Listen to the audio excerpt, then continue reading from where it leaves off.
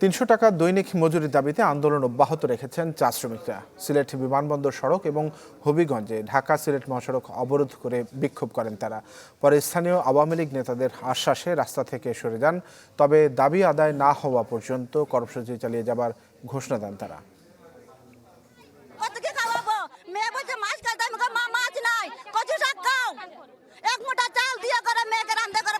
এই চা শ্রমিকের এমন আকুতি শোনার যেন কেউ নেই।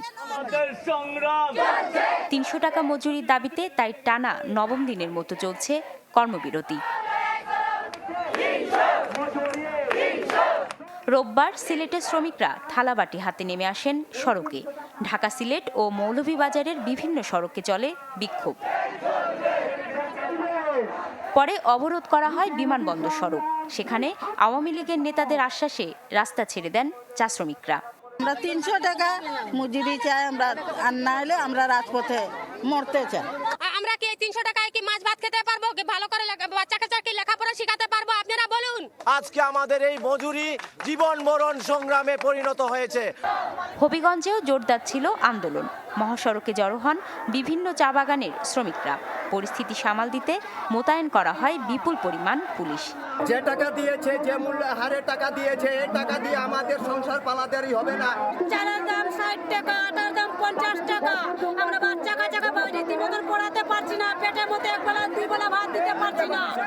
এদিকে টানা ৪ ঘন্টার অবরোধে বন্ধ থাকে ঢাকা সিলেট যান চলাচল। গাড়ি ঘোড়া চলে না, যাও জানা, এখন তো ফেরত যাইতে পারি না। অনেক মানুষ অনেক জরুরি কাজে যাচ্ছে, কিন্তু এতক্ষণ ধরে যে এখানে বসে আছে এটা তো হয় না। শনিবার দৈনিক মজুরি ২৫ টাকা বৃদ্ধির ঘোষণায় আন্দোলন প্রত্যাহারের ঘোষণা দেয় চা শ্রমিক ইউনিয়ন। পরে আবারও আন্দোলন চালিয়ে যাওয়ার ঘোষণা দেয় সংগঠনটি। যেহেতু শ্রমিকদের এটা এই মজুরি দিয়ে সম্ভব না, সেজন্য আবার একটা বিবৃতি দিয়েছি যে আন্দোলন চালিয়ে যাওয়ার জন্য। ১৩ই আগস্ট থেকে দেশের সব চা বাগানে ধর্মঘট করছেন শ্রমিকরা। এতে উৎপাদন বন্ধ রয়েছে ২৪১টি চা বাগানে। সরাবান তহুরা জিনিয়া, চ্যানেল 24। দর্শক, আন্দোলন অব্যাহত রয়েছে। আপনারা জানছিলেন এই বিষয়টি। আমরা এই মুহূর্তে সবশেষ পরিস্থিতিটি জেনে নেব। সিলেট এবং হবিগঞ্জ থেকে আমাদের দুজন সহকর্মী রয়েছেন। সজল ছত্র রয়েছেন সিলেট থেকে এবং হবিগঞ্জ থেকে রয়েছেন রাসেল চৌধুরী। আমরা শুরুতে সজল আপনার কাছে আসতে চাই। আন্দোলন তো চলছেই, এর আগেও একবার 145 টাকায় তারা কর্মে যোগ দিলেন, আবারও আন্দোলনের করছেন। আসলে এই ঘটনাটি আসলে কোন দিকে প্রবাহিত হচ্ছে? তানভীর, আসলে আমরা অধীর আগ্রহে অপেক্ষা করছি যে কোন দিকে প্রবাহিত হচ্ছে। আমরা আজকে সকালে দেখেছিলাম যে কাল রাতে শ্রমিকরা যে আন্দোলন করছে, আজকে টানা 9 দিন আন্দোলন হচ্ছে, 10 দিনে পড়তে যাচ্ছে আগামীকাল যদি কর্মবিরতি প্রত্যাহার না হয়। কিন্তু গতকাল আমরা দেখেছিলাম যে নেতা এবং সাধারণ শ্রমিকদের মধ্যেও কিন্তু একটা বিভেদ তৈরি হয়েছিল। পরে আবার রাতে দেখেছি যে 145 টাকা মেনে নিয়ে নেতারা বেশ কয়েকজন নেতাই আসলে ঘোষণা করেছিলেন যে প্রত্যাহার করা হচ্ছে কর্মবিরতি। পরে সাধারণ শ্রমিকরা বিক্ষুব্ধ হয়ে আবারও তারা বলে ওই যে জায়গায় শ্রীমঙ্গলে মৌলভীবাজারের শ্রম অধিদপ্তরের সমঝোতায় বৈঠকটি হয়েছিল সেখানে তারা বিক্ষোভ করেছেন এবং তারা কর্মবিরতি চালিয়ে যাচ্ছেন। আমরা এই আজকে যারা কর্মবিরতিতে লিডিং দিচ্ছিলেন তাদের সাথে একটু কথা বলি। এখন আপনারা কি চাচ্ছেন? আজকে দেখলাম আওয়ামী লীগ নেতারা আপনাদের সাথে কথা বলেছিল সড়ক অবরোধের সময়। কি চাচ্ছেন আপনারা? আমাদের বক্তব্য একটাই, যে গতকালকে যে 145 টাকা ঘোষণা করেছে, এই মজুরি দিয়ে আমাদের পরিবার আমরা চালাতে পারবো না। কাজেই আমরা আমাদের দাবিতে অনড় আছি। আমরা 300 টাকা মজুরি চাই এবং আমাদের যে এখনকার বাজার দরের সাথে যাতে আমাদের পরিবার চলার মতো একটা মজুরি আমরা প্রধানমন্ত্রীর কাছ থেকে ঘোষণা শুনতে চাই। একটা বলা হচ্ছে যে আপনারা কাজে গিয়েই আলোচনাটা করতে পারেন কিনা, এই ধরনের একটা প্রস্তাব দেওয়া হচ্ছে, সেক্ষেত্রে আপনারা কি বলছেন? আমরা এই সময় আমরা দীর্ঘদিন থেকে এরকম অনেক ঠকা খেয়েছি। এই কাজেই আমরা সকালে যে দ্রব্যমূল্যটা কিনছি যে দরে, বিকালে সেইটা আমরা পাচ্ছি না। ফলে এই যে বাজার ঊর্ধ্বমুখী, এর সাথে আমরা যদি এই মজুরিটা পর্যাপ্ত না পাই তাহলে আমরা বেঁচে থাকতেই পারবো না। এই কারণে আমাদের আজকে এই সংগ্রাম বাঁচামরার সংগ্রামে পরিণত হয়েছে। দেখছিলেন, বলছিলেন শ্রমিকরা যে তারা বাঁচামরার সংগ্রামে পড়েছে, দেয়ালে পিঠ ঠেকে গেছে এবং তারা 300 টাকা মজুরি আদায় না হলে তারা আন্দোলনে ছেড়ে যাবে না বা কর্মবিরতি প্রত্যাহার করবে না বলতে আমাদের জানাচ্ছে। সিলেটের হচ্ছে এই চিত্র। আমরা আমাদের সহকর্মী আছে হবিগঞ্জের, আমাদের রাসেল চৌধুরী, তার কাছে সহজেই জেনে নিতে পারছি আসলে হবিগঞ্জে আমরা জেনেছি আজকে বিক্ষোভ করছেন চা শ্রমিকরা, তার কাছ থেকে জেনে নিতে পারবো।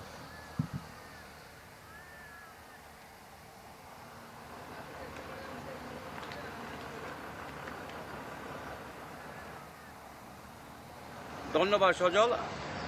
গত 13 দিন ধরে কিন্তু চা শ্রমিকদের যে ধর্মঘট এটা অব্যাহত রয়েছে। আজ সকাল থেকেই বিভিন্ন বাগানে তারা জড়ো হয়ে তারা ঢাকা সিলেট মহাসড়কের জগদীশপুরের মুক্তিযোদ্ধা চত্বরে এসে সমাবেশ করে এবং তারা মুক্তিযোদ্ধা চত্বরটা ঘিরে রেখে সকাল 11টা থেকে তারা বিকাল 3:30 পর্যন্ত কিন্তু এই মুক্তিযোদ্ধা চত্বরে অবস্থান করেছে। প্রায় 4.5 ঘন্টা ছিল এবং তারা কিন্তু স্লোগানে মুখরিত করে রাখেন মুক্তিযোদ্ধা চত্বর এবং তারা বলেন যে তাদের 300 টাকা মজুরি না দিলে তারা ঘরে ফিরে যাবেন না, তারা আন্দোলন সংগ্রাম থাকবেন।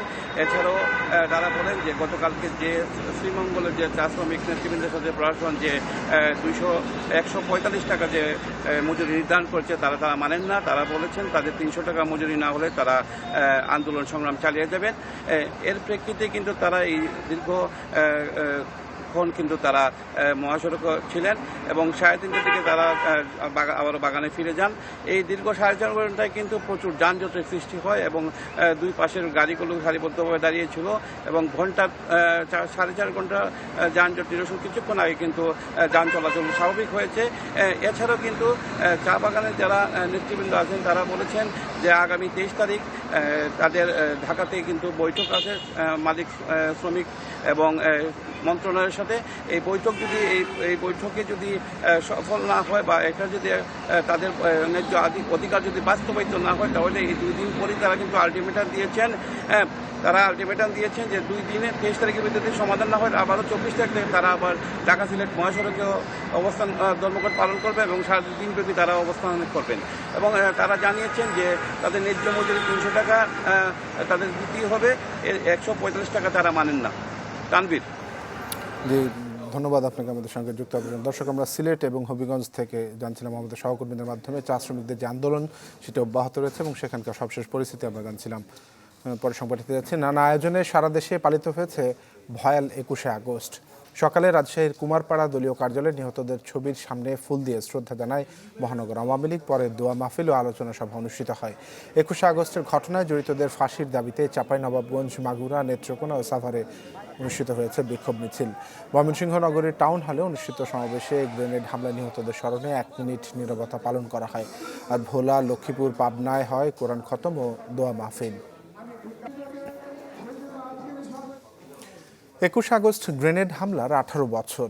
সেদিন নিহতদের কাতারে ছিলেন মাদারীপুরের লিটন মুন্সি। একমাত্র ছেলেকে হারিয়ে বৃদ্ধ বয়সে অর্থাভাবে চিকিৎসা করাতে পারছেন না মা বাবা। ছেলে হত্যার বিচার কার্যকর না হওয়ায় ক্ষুব্ধ তারা। সাগর হোসেন তামিমের রিপোর্ট। যেখানেই আওয়ামী লীগের জনসভা সেখানেই ছুটে যেতেন মাদারীপুরের রাজরের যুবলীগ নেতা লিটন মুন্সি। 2004 সালের 21শে আগস্টে বঙ্গবন্ধু এভিনিউয়ে বর্বরচিত গ্রেনেড হামলায় 24 আওয়ামী লীগের নেতাকর্মীর সাথে নিহত হয় লিটন। 2018 সালে লিটন মুন্সির পরিবারকে একটি ফ্ল্যাট ও নগদ আর্থিক সহায়তা দেন প্রধানমন্ত্রী। তা দিয়েই চলছে লিটন মুন্সির মেয়ের ভরণ পোষণ। কিন্তু একমাত্র ছেলে হারিয়ে ভালো নেই লিটনের মা বাবা। নানান রোগবিধি বাসা বেঁধেছে শরীরে, অর্থ অভাবে করাতে পারছেন না চিকিৎসা। আজ আমি 4 বছর ভুগতে আছি, আমি একটা ওষুধ খেতে টাকা পাই না, আমি একটা ওষুধ পাই না। আমি সরকারের কাছে আবেদনপত্র জানাইলাম 3বার জানি, আমি আবেদনপত্র কোনো খবর পাইলাম না। বিচার তো হুকুম হয়ে রয়েছে, বিচার হয় নাই। আমি বিচারটা চাই যে আমার 21শে আগস্টের ঘটনায় নিহত ও আহত পরিবারকে আর্থিক সহযোগিতার আশ্বাস প্রশাসনের। যে কোনো প্রয়োজন, যে কোনো আর্থিক বা যে কোনো সহযোগিতা করার জন্য আমরা প্রশাসন তাদের পাশে থাকব। 21শে আগস্টের ঘটনায় মাদারীপুরের কালকিনির কবির, সাইদুর, হালান হাওলাদার ও সদর উপজেলার রামকৃষ্ণ মণ্ডল, হুমায়ুন আহত হয়ে আজও দুর্বিষহ স্মৃতি বয়ে বেড়াচ্ছেন। সাগর হোসেন তামিম, চ্যানেল 24, মাদারীপুর। 21 আগস্ট উপলক্ষে একই স্থানে বরগুনা জেলা ছাত্রলীগের 2 গ্রুপের শোকসভার আয়োজন করায় 144 ধারা জারি করেছেন অতিরিক্ত জেলা প্রশাসক। এ নিয়ে আরও খবর জানাতে সেখান থেকে যুক্ত হয়েছেন আমার সঙ্গে আবু জাফর সালে। কি অবস্থা দেখছেন আপনি এখন? তানভীর, আমি এই মুহূর্তে আছি বরগুনা সরকারি কলেজের সামনে। আপনি জানেন যে 2004 সালে আওয়ামী লীগের কেন্দ্রীয় কার্যালয়ের সামনে গ্রেনেড হামলায় নিহতদের স্মরণে আজকে এই কলেজ ক্যাম্পাসে দোয়া ও মিলাদের আয়োজন করেছিল বরগুনা জেলা ছাত্রলীগের নবগঠিত কমিটির সভাপতি এবং সম্পাদকের নেতৃত্বে বিকেল ৩টায় একটি দোয়া মাহফিলের আয়োজন ছিল। একই স্থানে একই সময়ে সভাপতি পদ বঞ্চিত এবং বর্তমান কমিটির সহসভাপতি সবুজ মোল্লা এবং ইরফান আহমেদ বিশাল তাদের নেতৃত্বে তারা একটি প্রোগ্রাম একই সময় একই স্থানে তারাও এখানে আয়োজন করার ঘোষণা দিয়েছে, যার কারণে প্রশাসনের পক্ষ থেকে 144 ধারা জারি করা হয়েছে এবং প্রশাসনের পক্ষে যে বিষয়টি বলা হয়েছে যে আসলে এখানে দুই পক্ষ একই সময়ে একই স্থানে এই প্রোগ্রাম তারা ঘোষণা করে তাদের, অর্থাৎ আজকে দুপুর 12টা থেকে আগামীকাল দুপুর 12টা পর্যন্ত এই কলেজ ক্যাম্পাস এবং বরগুনা পৌরসভার এরিয়ায় সকল সভা সমাবেশ তারা বন্ধ ঘোষণা এবং 144 ধারা জারি করা হয়েছে। আর তানভীর একটি বিষয় জানিয়ে রাখি, আসলে গত 24 জুলাই বরগুনা জেলা ছাত্রলীগের কমিটি ঘোষণা করা হয়। তারপর থেকেই কিন্তু এই কমিটি এবং পদ বঞ্চিতদের মধ্যে কিন্তু আসলে এরকম চলে আসছে। গত 5 আগস্ট কিন্তু শেখ কামালের একটি প্রোগ্রামকে কেন্দ্র করেও কিন্তু সেখানে এই একই স্থানেই সেই প্রোগ্রামটি আয়োজন করা হয়েছিল, তখনও কিন্তু 144 ধারা জারি করা হয়েছিল। সর্বশেষ আপনি জানেন যে শোক দিবসের অনুষ্ঠানে বরগুনা শিল্পকলা একাডেমিতে এই বিরোধকে কেন্দ্র করে কিন্তু এই ছাত্রলীগ এবং পুলিশের ভিতরে যে লাঠিপেটার যে ঘটনা ঘটেছিল এবং যে দেশব্যাপী আলোচনায় ছিল, সেই একই ঘটনা কিন্তু 15ই আগস্ট যেতে না যেতেই কিন্তু আজকে 2 মাসের নিষেধাজ্ঞা শেষে সাগরে মাছ ধরতে গিয়ে এখনও নিখোঁজ রয়েছেন 16টি ট্রলারের শতাধিক জেলে। এর মধ্যে পটুয়াখালীতে 11টি ট্রলার ডুবের ঘটনায় নিখোঁজ 2 জনের মরদেহ উদ্ধার করা হয়েছে। এছাড়াও 150 জন জেলেকে জীবিত উদ্ধার করা হয়েছে। এর মধ্যে ভারত সীমান্তে উদ্ধার 13 জেলেকে নিয়ে একটি ট্রলার পটুয়াখালীর মহিপুরে পৌঁছেছে। এছাড়াও কক্সবাজারে বঙ্গোপসাগরে ট্রলার ডুবির 2 দিন পরও আরও 3 জন জেলের মরদেহ উদ্ধার করা হয়েছে। এ নিয়ে মৃতের সংখ্যা বেড়ে দাঁড়ালো 5 জন। এদিকে সাগরে নিখোঁজ জেলেদের উদ্ধারে কাজ করছে নৌবাহিনী, কোস্টগার্ড ও বন বিভাগ। দর্শক, আমরা এই ঘটনার সবশেষ পরিস্থিতি জানবো। ভোলা থেকে আমার সঙ্গে যুক্ত রয়েছেন আদিল হোসেন তপু এবং বরগুনা পটুয়াখালী থেকে আমার সঙ্গে যুক্ত রয়েছেন এম কে রানা। আমরা আদিল হোসেন তপু, আপনার কাছে জানতে চাই কি অবস্থা এখন, উদ্ধার অভিযান কতটুকু হলো এবং আর কোনো মরদেহ উদ্ধার করা গেছে কিনা? তানবীর, ভোলার আসলে মূলত জেলেরা আবহাওয়া ভালো হওয়ার পরবর্তীতে কিন্তু এইখানকার এই উপকূলের জেলার সাগরে মাছ ধরতে যায় এবং মাছ ধরতে যে নিম্নচাপের প্রভাবে কিন্তু গত বুধবার থেকে কিন্তু প্রায় শতাধিকের অধিক কিন্তু মূলত জেলে নিখোঁজ ছিল এবং প্রায় 15 থেকে 20টির অধিক কিন্তু ট্রলার নিখোঁজ ছিল। তো হবে আস্তে আস্তে কিন্তু এই নিখোঁজের সন্ধান কিন্তু মিলছে।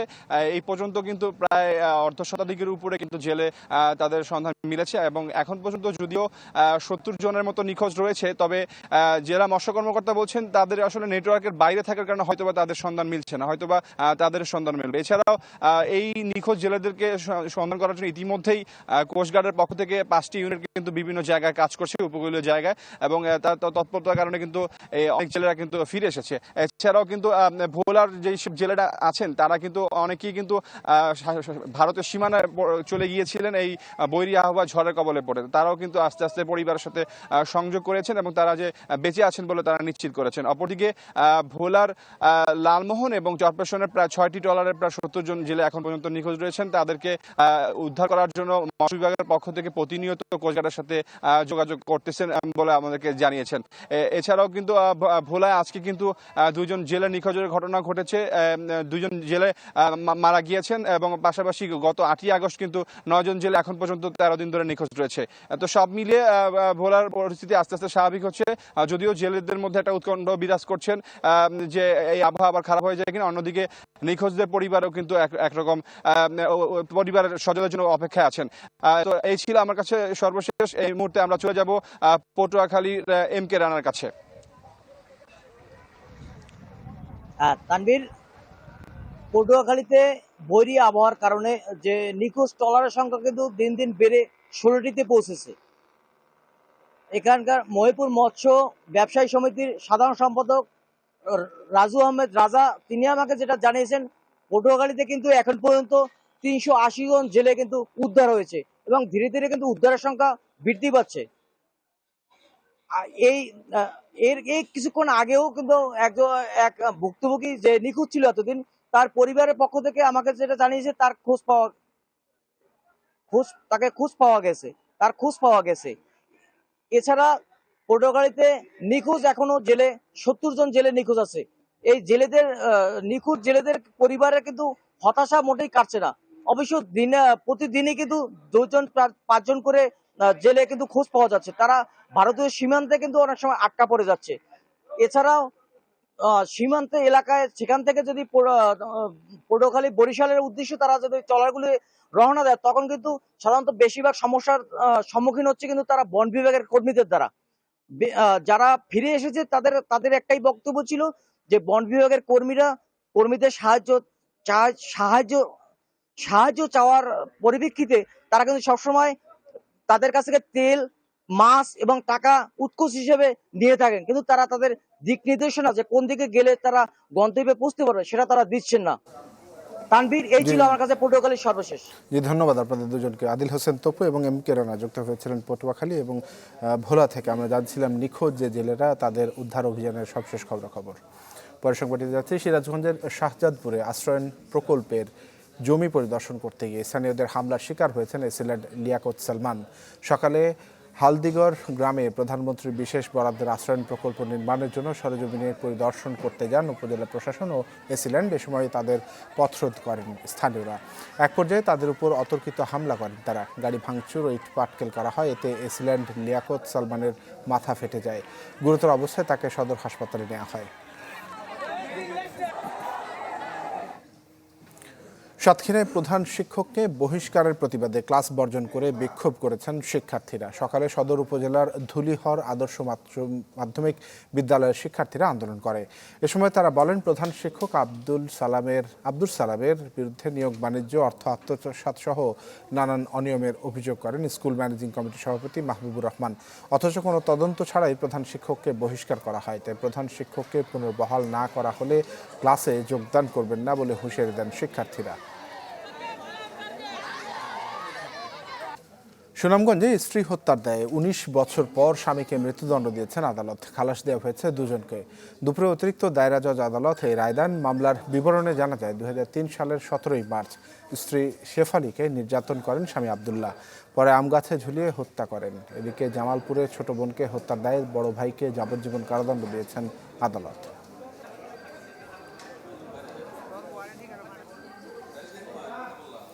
চ্যানেল 24-এর deputy chief camera person Moinuddin জুয়েলের দাফন সম্পন্ন হয়েছে। বাদ জোহর টাঙ্গাইলের সন্তোষ মঠ বাড়ি জামে মসজিদে তার নামাজে জানাজা অনুষ্ঠিত হয়। পরে পারিবারিক কবরস্থানে চিরনিদ্রায় শায়িত করা হয় তাকে। গেল রাত 3টার দিকে মিরপুরের নিজ বাসভবনে মারা যান তিনি। বয়স হয়েছিল 53 বছর। তিনি স্ত্রী ও 2 ছেলে সহ অসংখ্য গুণগ্রাহী রেখে গেছেন। মঈনুদ্দিন জুয়েলের মৃত্যুতে শোকাহত চ্যানেল 24 পরিবার।